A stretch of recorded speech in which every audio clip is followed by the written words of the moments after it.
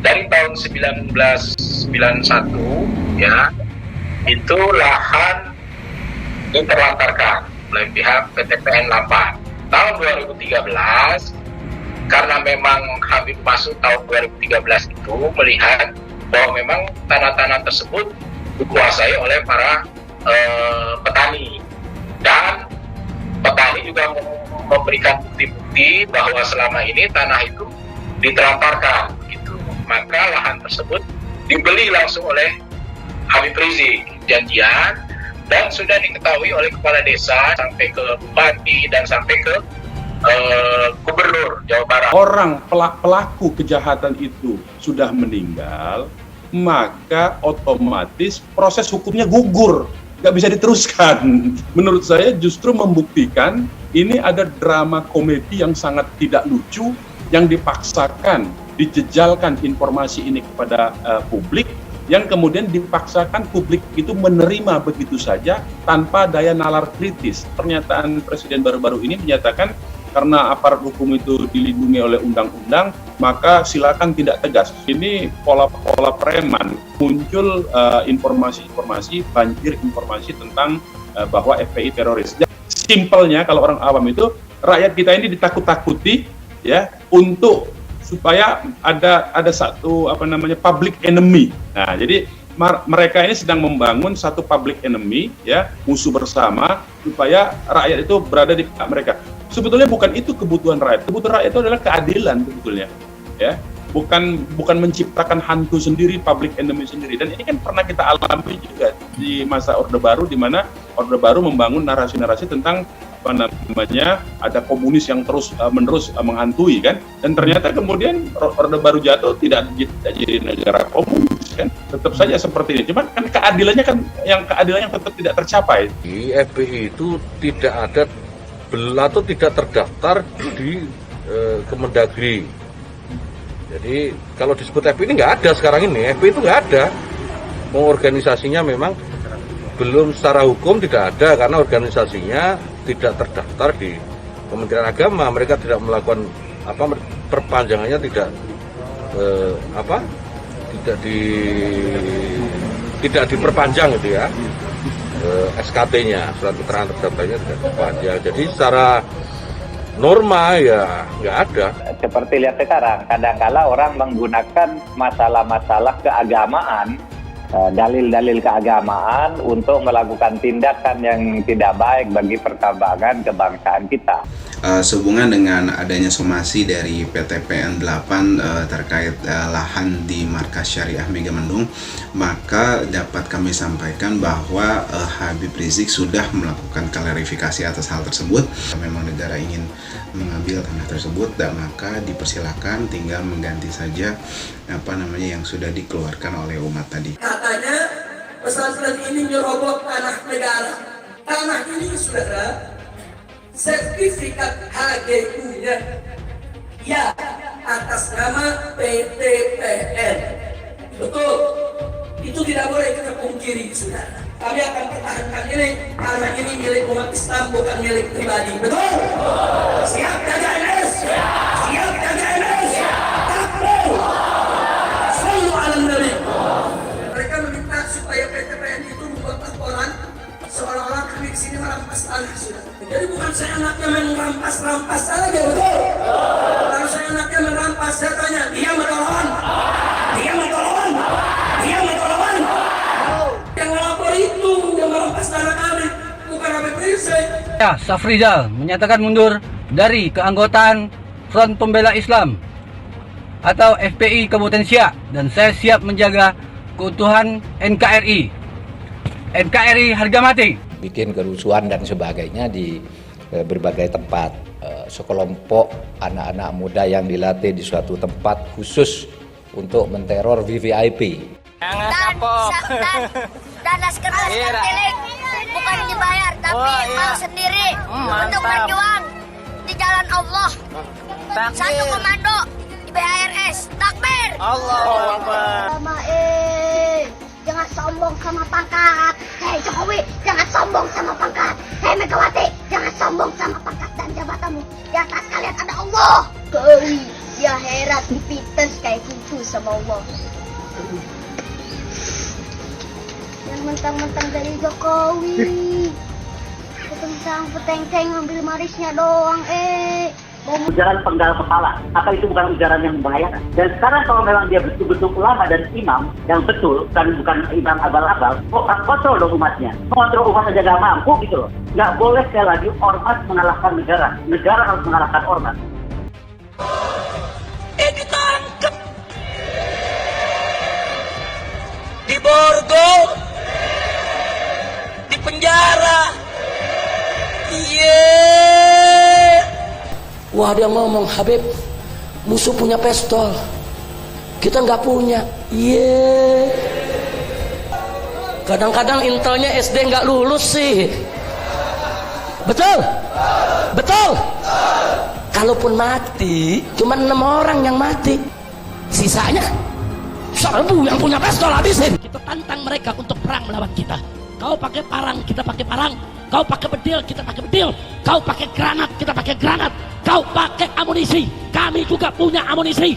7 hari, 7 malam, pecah perang. Tidak mau diajak revolusi akhlak. Sudah saatnya umat akan melakukan jihad untuk kembali memerdekakan Indonesia, sudah. Takbir. Jadi kalau ada ulama yang ngomongnya kasar, ulama bukan itu, bukan ulama. Ada satu jenderal bicara di televisi, ditanya apa sih ciri teroris? Apa dia jawab? Ya, ciri teroris itu yang menerapkan syariat Islam. Astagfirullahaladzim.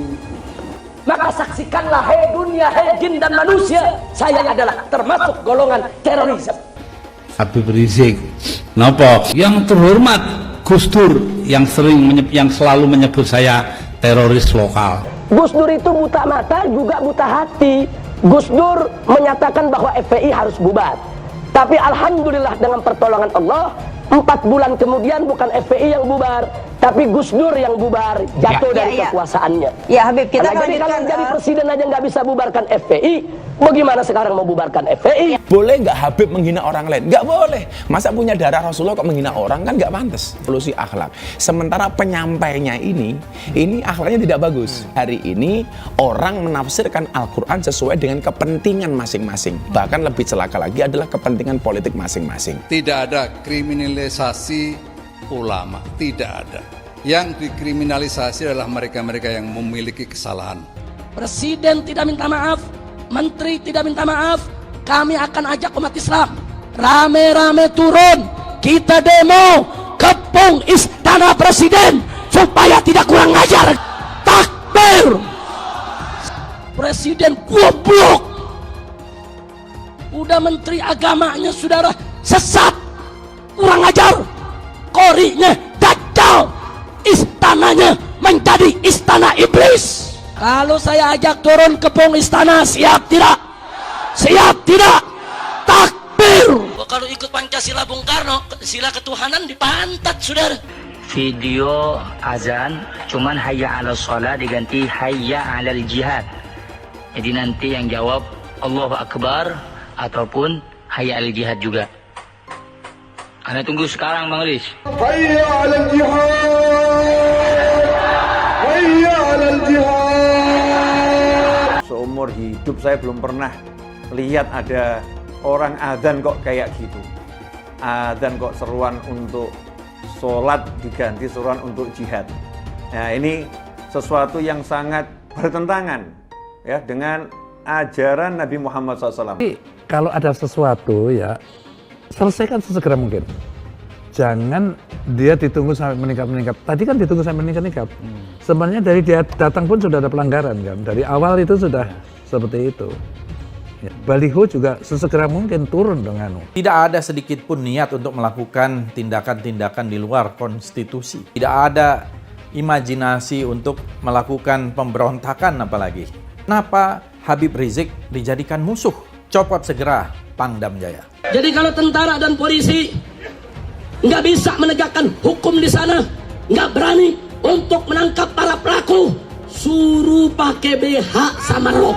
Saya mau tanya, namanya kita ganti jangan? Jadi apa? Jadi apa? Teriak yang serempak, lebih keras, lebih kompak. Jokowi kita ganti namanya menjadi Jokodok, saudara. Setuju? Siap turunkan Jokodok. Siap turunkan Jokodok. Siap lengserkan Jokodok. Takbir. Siap turunkan Jokodok. Apa pantas odok mondok di istana? Siap keluarkan dari istana. Siap lengserkan. Takbir. Siap serbu istana. Siap serbu istana. Siap ambil alih kekuasaan. Takbir. Bunuh semua pendeta yang terlibat, saudara. Takbir. Berani bunuh pendeta-pendeta radikal. Berani habisi Kristen radikal. Takbir. Berani, benar, dan berani. Kalau ada satu gambar binatang, terus ditulis Habib Rizik, berarti itu menghina saya sebagai binatang. Walaupun itu gambar bukan gambar saya, saudara. Itu penghinaan kepada Nabi alaihi salatu wassalam. Kalau tidak diproses, jangan salahkan umat Islam kalau besok kepalanya ditemukan di jalanan, saudara. Takbir. Takbir. Siap bela Nabi. Siap bela Nabi. Siap mati untuk Rasulullah. Takbir. Lonte hina Habib digagak polisi. Ditangkap enggak? Dijagain dia. Jangan-jangan minta jatah kali.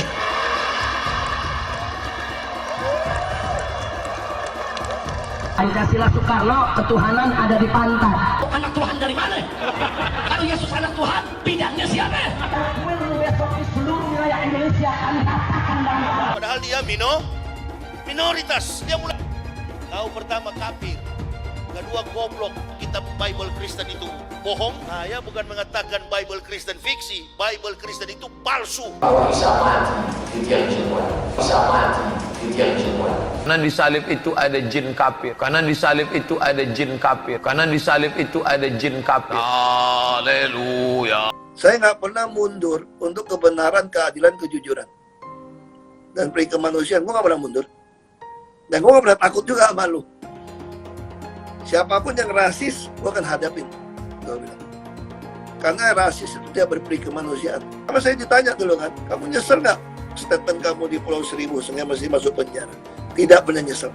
Karena saya mengatakan kebenaran. Spesial promo Itoro di akhir tahun berlaku hanya dari tanggal 16 Desember sampai tanggal 31 Desember. Kalian akan dapatkan cashback $50 dan kelas trading. Silahkan cek di kolom deskripsi untuk lebih detail atau di kolom bio. Hai teman-teman, saya mau memperlihatkan transaksi saya hari ini lakukan trading di Itoro. Ini bukti transaksi saya untung $4.500 US, itu sekitar 68 juta rupiah. Semua keuntungan bisa saya dapatkan dengan fasilitas copy trading di Itoro. Kalau saya bisa, kalian juga bisa guys. Oke, itu yang mau saya tunjukkan. Like video ini sekarang juga dan gunakan link di kolom deskripsi, maka kalian berhak dapat bonus kalian. Promo ini ada masa waktunya, jadi jangan ketinggalan. Bukan cuma itu saja, transaksi tidak dikenakan fee, baik itu investasi saham, trading forex, komoditas, bitcoin, dan lainnya. Kalian bisa melakukan transaksi berapa kali pun atau unlimited trading. Dan tidak ada fee sama sekali. Jika transaksi di tempat lain sudah berapa fee-nya. Setelah nonton video ini, ayo bergabung dengan Itoro hari ini, gratis dan tidak ada minimal deposit. Pastikan kalian menggunakan link di kolom deskripsi untuk mendapatkan welcome bonus. Kalian bisa menggunakan bonus $100.000 di akun virtual untuk latihan. Bukan cuma itu, kalian akan dapat kelas trading online gratis senilai 3 juta rupiah atau $200 jika kalian deposit di bulan ini. Jika ada pertanyaan atau bantuan mengenai pendaftaran ataupun promo kelas trading, bisa langsung hubungi WhatsApp, cek di kolom deskripsi atau di kolom bio. Selamat menonton guys, enjoy! Hai semua, dengan saya Jonas Leong. Terima kasih banyak buat kalian, penonton setia yang selalu menonton di channel ini. Saya secara personal sangat menghargai waktu kalian. Dan saya sudah menganggap kalian sebagai family karena kalian selalu support di channel ini. Bagi kalian yang selalu menuliskan opini kalian di kolom komen, saya baca komen kalian satu persatu. Saya baca komen kalian untuk mengetahui opini kalian, tanggapan kalian, dan masukan kalian sangat berguna untuk video selanjutnya. Terima kasih banyak buat kalian yang selalu menekan tombol like di awal video. Video seperti ini membutuhkan waktu dan juga research. Dan ini semua gratis untuk kalian. Jadi pastikan kalian menekan tombol like-nya supaya saya mengetahui kalian menyukai konten yang saya bagikan. Memang Habib Rizik membeli lahan-lahan tersebut awalnya. Dari tahun 1991 ya, itu lahan diterlantarkan oleh pihak PTPN 8 gitu. Lalu dikuasai oleh warga ya, dalam hal ini petani ya, petani, penggarap dan para pengelola di saat itu. Tahun 2013 karena memang Habib masuk tahun 2013 itu melihat bahwa memang tanah-tanah tersebut dikuasai oleh para petani, dan petani juga memberikan bukti-bukti bahwa selama ini tanah itu diterlantarkan begitu. Lalu karena memang Habib berniat untuk mengembangkan pondok pesantren sekaligus misinya adalah perkebunan dan pertanian serta peternakan, maka lahan tersebut dibeli langsung oleh Habib Rizik, dibeli dari para penggarap, dari para pengelola lahan-lahan tersebut. Itu sekitar tahun 2013. Nah, dalam proses itu tentunya dalam pembelian juga jelas ada tanda tangan yang bersangkutan, penggarap, ada tanda tangan RT, RW, dan bahkan kepala desa. Nah, surat pembelian tersebut, perjanjian tersebut dituangkan dalam bentuk perjanjian dan sudah diketahui oleh kepala desa dan aparat-aparat kecamatan ya, kecamatan sampai ke bupati dan sampai ke gubernur Jawa Barat. Bukan satu mobil 6 itu, tetapi ada 3 mobil lain yang mengawal. Nah, dari laskar yang lain yang lolos dari sergapan itu, ya, dari penyerangan itu, justru kita yang disergap dan diserang itu, kita kumpulkan keterangan dan kita juga mendapatkan keterangan dari rombongan keluarga dari Habib Rizik, dan ternyata fakta pertama yang kita dapatkan itu bahwa mereka itu masih hidup saat ditangkap. Itu. Dari mana kita tahu? Dari hubungan komunikasi antara laskar yang disergap dengan laskar yang berhasil lolos. Dan ternyata kemudian itu pihak kepolisian sendiri, alhamdulillah ya, jadi ada alhamdulillahnya juga, bahwa dengan rekonstruksi yang mereka lakukan semalam itu justru membenarkan 2 hal. Pertama, membenarkan bahwa masih ada 4 orang pada saat di KM 50 itu yang masih hidup disergap. Yang kedua, yang kemudian terbukti bahwa pernyataan kita di awal mereka itu disiksa dan ditembak dari jarak dekat, itu juga terbukti dengan pernyataan polisi bahwa penembakan itu walaupun belum tentu narasinya betul, tetapi faktanya bahwa mereka ditembak dari jarak dekat. Tembakannya itu melalui jantung, jadi tidak ada tembakan yang tidak sengaja. Nah, sekarang kita analisa fakta itu. Ini menurut saya dari apa yang direkonstruksikan oleh pihak kepolisian semalam itu, kita bersyukur mendapatkan fakta-fakta yang justru bisa menjadi analisa kita. Satu, ada yang masih hidup. Kedua, ditembak dari jarak dekat. Nah, inilah kemudian dari drama komedi yang tidak lucu ini, ya, kita menyaksikan ada satu peristiwa yang kita sebut dengan penculikan, kemudian penyiksaan dan pembunuhan di luar proses hukum atau extrajudicial killing. Itu ada tembakan di pinggang, ada tembakan di kaki, dan ada tembakan di mata kiri yang tembus ke belakang kepala. Nah, jadi jenazahnya sendiri tidak mengalami. Tapi yang 4 lain itu rata-rata mengalami semacam pukulan-pukulan benda tumpul. Nah, dari jenazah itulah kita bisa simpulkan apa yang kita nyatakan di awal itu terjadi proses penyiksaan. Ya, bentuk pertama saja sebetulnya dalam konteks konsep hak asasi manusia tentang torture itu apa yang tadi diperlakukan dengan diinjak kepala sambil ditanyai, digali informasinya, itu saja sudah merupakan bentuk penyiksaan. Dan juga di dalam konsep torture, penembakan itu sendiri adalah bentuk penyiksaan juga. Orang pelaku kejahatan itu sudah meninggal, maka otomatis proses hukumnya gugur, nggak bisa diteruskan. Nah, inilah keanehannya. Kenapa katakanlah dia pelaku dan memanggil keluarga untuk menjadi saksi, kan tidak ada kaitan. Karena yang boleh disidik itu, jadi kita edukasi nih masyarakat ya, yang boleh disidik itu adalah orang yang boleh disidik itu, yang boleh dipanggil sebagai saksi, orang yang melihat sendiri, mendengar sendiri, dan mengetahui kejadian peristiwa itu di tempat kejadian, melihat dengan mata kepala sendiri, mendengar sendiri, atau mengetahui kejadian itu. Jadi bukan orang yang memberitakan. Menurut saya justru membuktikan ini ada drama komedi yang sangat tidak lucu, yang dipaksakan, dijejalkan informasi ini kepada publik, yang kemudian dipaksakan publik itu menerima begitu saja tanpa daya nalar kritis. Nah ini yang mesti kita jaga. Jadi daya nalar publik ini mesti tetap kita jaga dalam akal sehatnya supaya tidak terjadi pembodohan. Itu yang kita ini bersama sebetulnya, kita awareness bersama. Saya juga mendapatkan bahkan narasi-narasinya itu jelas mengaitkan FPI dengan kelompok-kelompok teroris, dan itu kita alami terus-menerus. Jadi saya membaca pola. Jadi sekarang ini ada pola ya. Setiap kali kita berteriak untuk mengkritik kesalahan-kesalahan, memberikan kritik yang kepada pihak penguasa, itu selalu saja muncul informasi-informasi, banjir informasi tentang bahwa FPI teroris. Dilaporkan hal-hal yang seperti ini, namun laporan dari pihak yang dianggap kontra terhadap pemerintah, yang kritis terhadap pemerintah, itu tidak pernah ada satupun yang diproses oleh aparat penegak hukum, oleh institusi penegak hukum. Padahal ini seperti seharusnya laporan-laporan ini juga diperlakukan sama ketika sebagaimana Ahmad Yani, Sahganda Nenggolan, itu langsung ada laporan, tidak lama 2 hari langsung diproses. Nah, dalam konteks inilah kita melihat institusi penegak hukum ini tidak lagi bisa berdiri netral menegakkan hukum, tapi semata-mata menjadi instrumen untuk memukul lawan politik. Persekusi terhadap FPI itu disebut bahwa FPI itu adalah kelompok bersenjata, disamakan dengan kelompok bersenjata yang boleh diperangi. Karena itu dalam diskusi itu mereka menggunakan hukum humaniter, ya, Konvensi Jenewa. Kan lucu.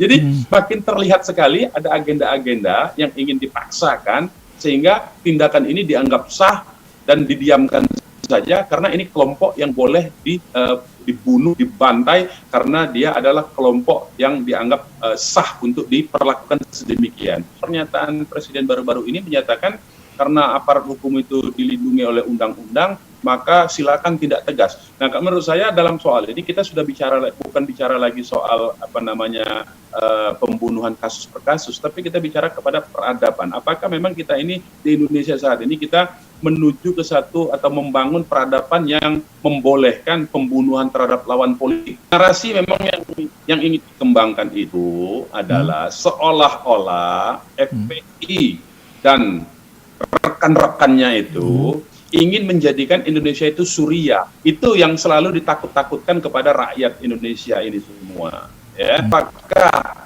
selama track record FPI selama sejak 98 hingga tahun 2000, artinya sudah 22 tahun ini, itu pernah ada ya secara formal keorganisasian kita melakukan tindakan-tindakan yang mengarah kepada ya perpecahan Republik Indonesia ini. Saya kira justru Habib Rizik ya di dalam ceramahnya di Aceh ya, kemudian silakan tanya saja, sebetulnya Habib Rizik itu pernah kunjungan ke Poso waktu kasus Poso itu demikian hangat intensitasnya.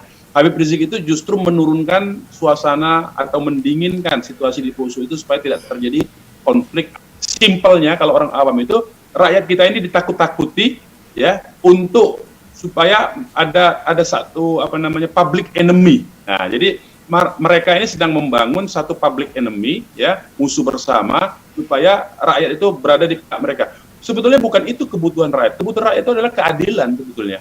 Ya. Bukan menciptakan hantu sendiri, public enemy sendiri. Dan ini kan pernah kita alami juga di masa Orde Baru, di mana Orde Baru membangun narasi-narasi tentang ada komunis yang terus menerus menghantui kan, dan ternyata kemudian Orde Baru jatuh tidak jadi negara komunis kan, tetap saja seperti ini. Cuman kan keadilannya tetap tidak tercapai. Ini pola-pola preman. Kita lihat misalnya preman, kalau misalnya di cara preman malak toko misalnya ya, tempat tebalan itu, dia takut kalau nggak bayar kepada saya, maka keamanan tokonya diganggu. Ada yang maling lah, ada di coret-coret lah, macam-macam lah gangguan-gangguan itu. Nah, itu yang sedang diciptakan. Jadi cara berpikir preman menurut saya dalam mengelola negara, bukan cara pengelolaan negara yang benar. Kita lihat bukan dukungan yang real ya.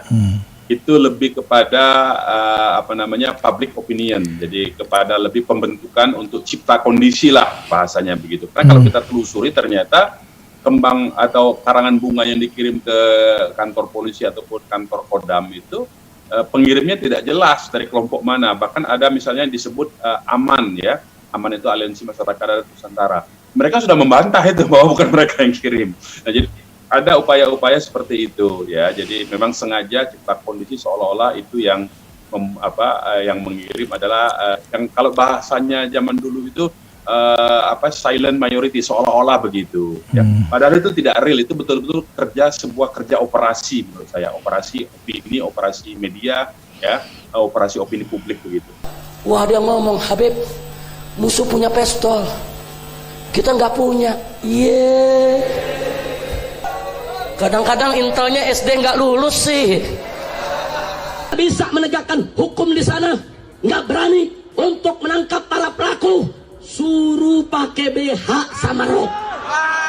Besok tentara dan polisi yang Kalau anak Tuhan dari mana? Kalau Yesus anak Tuhan, bidangnya siapa?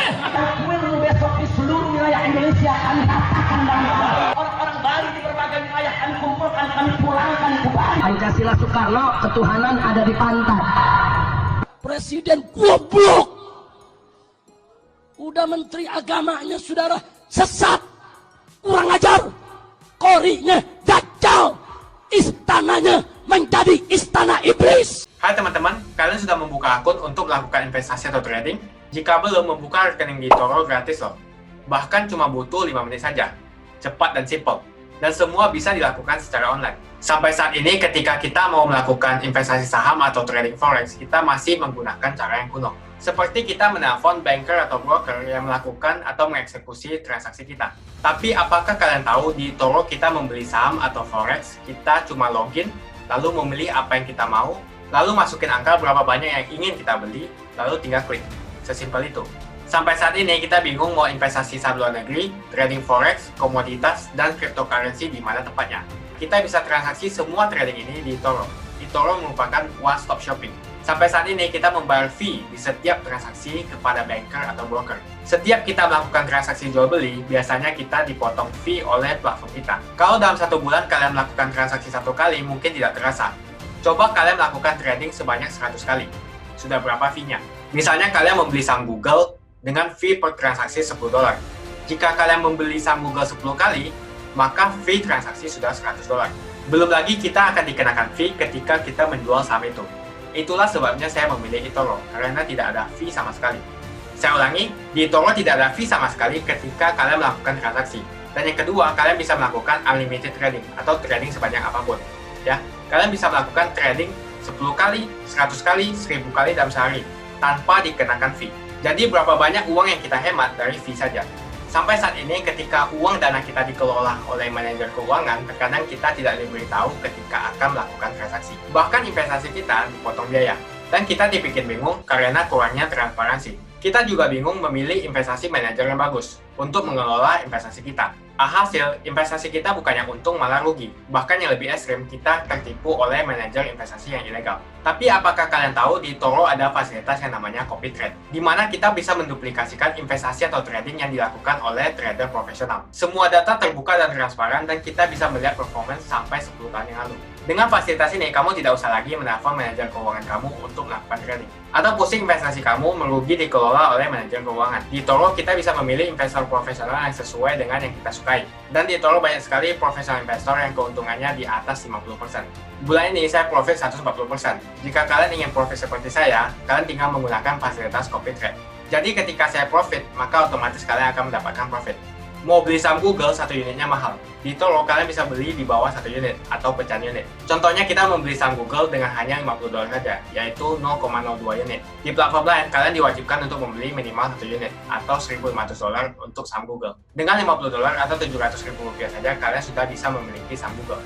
Menarik bukan? Saya sudah lama menggunakan eToro dan minggu ini saya profit 140%. Jadi bergabunglah dengan eToro dan mulai profit hari ini. Jadi apa yang kalian tunggu? Mendingan kalian cobain sendiri aja deh. Tutorial bisa kalian cek di kolom deskripsi dan kalian harus menggunakan link di kolom deskripsi untuk mendapatkan welcome bonus. Jika tidak, maka tidak akan mendapatkan bonus. Dan gunakan bonus $100.000 di akun virtual Anda untuk mengenal lebih jauh tentang eToro atau bisa digunakan untuk latihan. Bukan cuma itu, kalian akan dapatkan kelas trading gratis yang nilainya Rp3 juta jika kalian deposit di bulan ini. Makasih banyak buat kalian yang nggak skip dan nonton video ini sampai habis. Saya secara personal sangat menghargai waktu kalian. Makasih banyak buat kalian yang sudah tekan tombol subscribe dan makasih banyak buat kalian yang sudah tekan tombol loncengnya. Jangan lupa bagikan informasi ini ke teman atau family Anda. Mungkin teman atau family Anda membutuhkan investasi ini. Oke guys, sekian dulu dari saya. Jangan lupa follow Instagram saya di @johannesleongofficial untuk kata-kata motivasi setiap harinya. Bagi kalian yang termotivasi nonton video ini, ayo like video ini dan subscribe di channel ini. Dan buat kalian yang sudah subscribe di channel ini, jangan lupa tekan tombol loncengnya supaya kalian mendapatkan notifikasi setiap kali saya upload video. Hai teman-teman, terima kasih banyak buat kalian yang sudah menekan tombol join atau sudah bergabung di channel YouTube Jonas Leong. Ini adalah salah satu feature dari YouTube di mana kalian bisa mensupport channel Jonas Leong untuk lebih semangat membuat konten-konten lainnya. Apa kelebihan ketika kalian join membernya Jonas Leong? Yang pertama, kalian akan mendapatkan badge atau tanda khusus untuk kalian semua, seperti ini. Kita mulai dari new member, 1 bulan, 2 bulan, 6 bulan, 1 tahun, dan juga 2 tahun. Jadi semakin lama kalian berlangganan dengan membershipnya Jonas Leong, maka badge Anda akan berevolusi menjadi lebih bagus dan menjadi lebih baik lagi. Yang kedua, kalian bisa menggunakan banyak emoticon yang bisa Anda pakai, seperti ini. Jadi kalian bisa berekspresi menggunakan emoticon yang sudah saya sesuaikan untuk kalian semua pendukung Jonas Leong. Tentu saja ada perbedaan antara orang yang belum membership dan sudah. Dari segi tampilan nama yang di-highlight dan juga logo di samping nama ketika Anda komen. Dan juga komen kalian akan lebih sering saya reply dan juga akan saya pin atau feature di setiap video. Buat kalian yang tidak bisa ikutan atau bergabung membership, tidak masalah. Karena dengan Anda menonton dan juga subscribe channel YouTube Jonas Leong, dengan cara like dan juga komen channel YouTube Jonas Leong, itu sudah cukup untuk mensupport channel Jonas Leong. Ini adalah feature di mana kalian ingin mensupport channel YouTube Jonas Leong secara lebih lagi. Oke teman-teman, terima kasih banyak untuk support yang kalian berikan kepada channel YouTube Jonas Leong.